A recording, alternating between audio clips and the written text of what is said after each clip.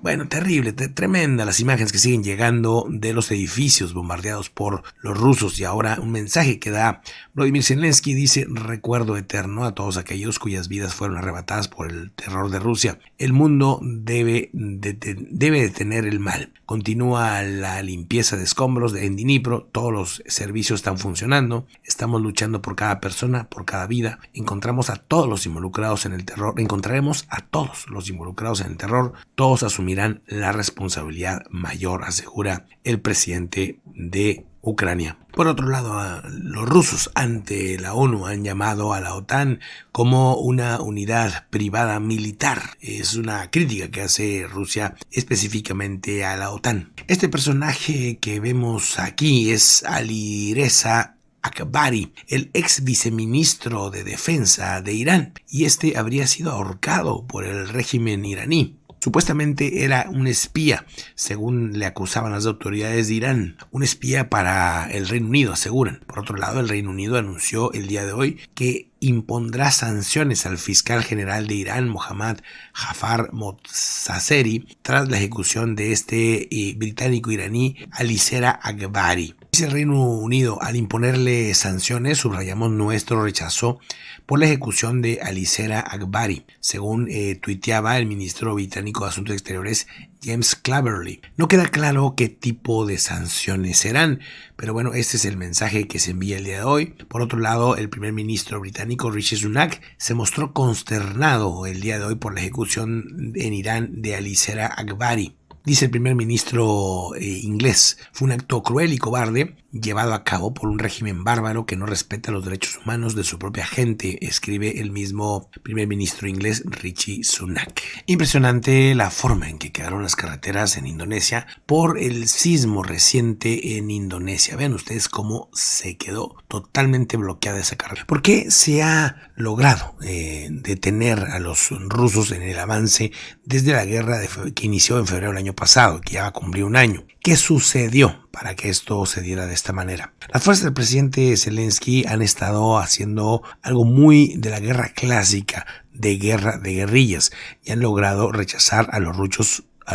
sobre terreno. ¿Qué significa esto? Que no siempre entran al combate frente a frente, sino que muchas veces se resguardan en las mismas ciudades, y entonces cuando están descuidados es cuando van y atacan a los rusos, haciéndolos retroceder o sacándolos de las poblaciones ucranianas. La situación es a tal grado desesperada para los rusos que no tienen personal, y que cuando han querido traer más jóvenes a la guerra, la mayoría de ellos se han ido de ese país, tanto que han tenido que bloquear los pasaportes para que no sigan saliendo más y más personas. Ahora mismo también están reclutando presos, están reclutando personas entre 50 y 60 años. Vamos, que necesitan más gente para meter a esta guerra que no les está funcionando, que no está saliendo. Los únicos que han logrado tener un cierto avance ha sido el grupo Wagner, pero que no es parte del ejército ruso, sino que es un grupo de mercenarios pagados de una empresa privada. Según indican informes emergentes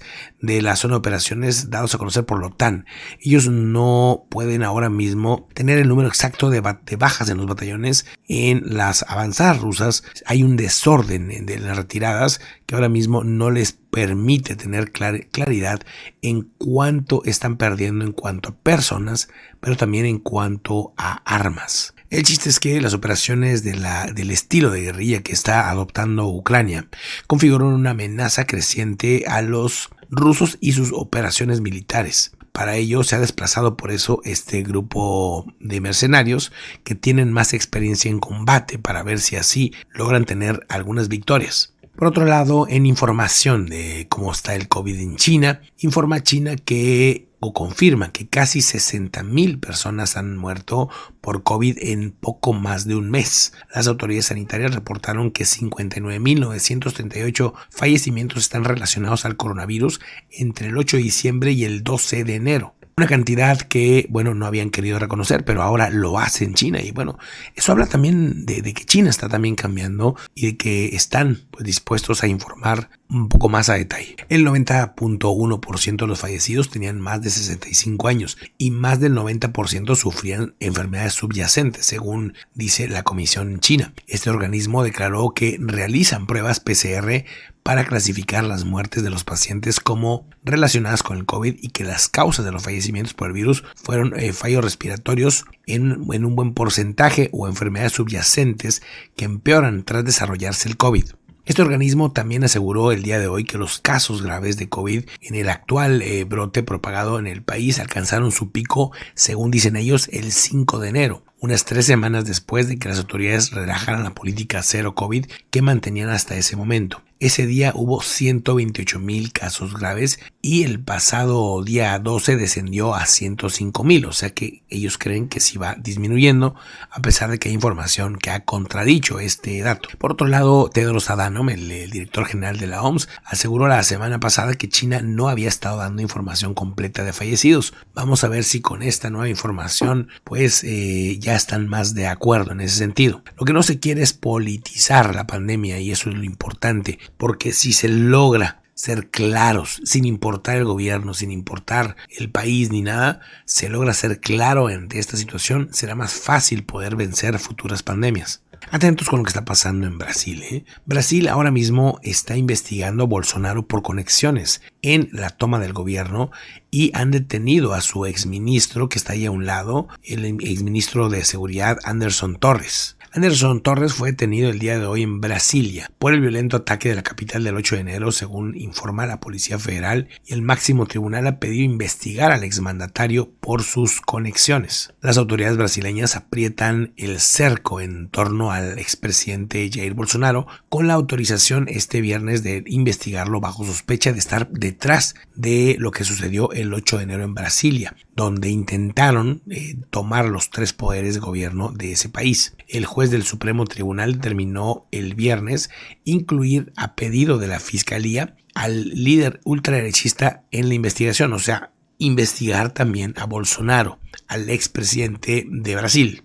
Sin embargo, la Fiscalía General dice que hay elementos que sustentan la investigación contra el exmandatario, quien nunca reconoció la victoria de Lula da Silva y dejó el país antes de terminar su mandato, y de la ceremonia de transición de mando, la entidad considera que realizó una incitación pública a la práctica de este intento de golpe de Estado y que esto sería un crimen, aseguran.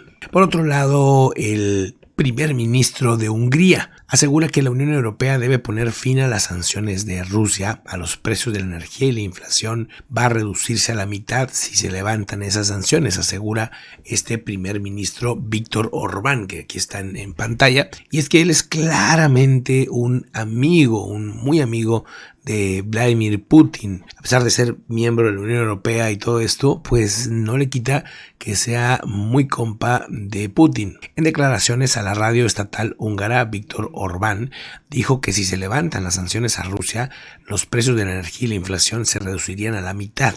Dice, es cierto que Estados Unidos ganó la guerra y Europa perdió. Hay un debate sobre si Rusia ganó o perdió. Si hablamos en términos de dinero, no podemos decir que Rusia perdió demasiado, según dice él. Y así sigue este controvertido personaje haciendo controversia en el tema de su amistad con Rusia, pero sobre todo en un momento en el que cada vez es más claro Europa que no quiere petróleo, que no quiere gas de Rusia, por lo menos por ahora. Y pues no desacelera el aumento del mayor brote de gripe aviar de la historia, no muestra signos de desaceleración. Según la cepa altamente contagiosa y letal de la gripe aviar, ha matado a millones de aves silvestres en granja en el último año, en el 2022, y ya hay brotes en 2023.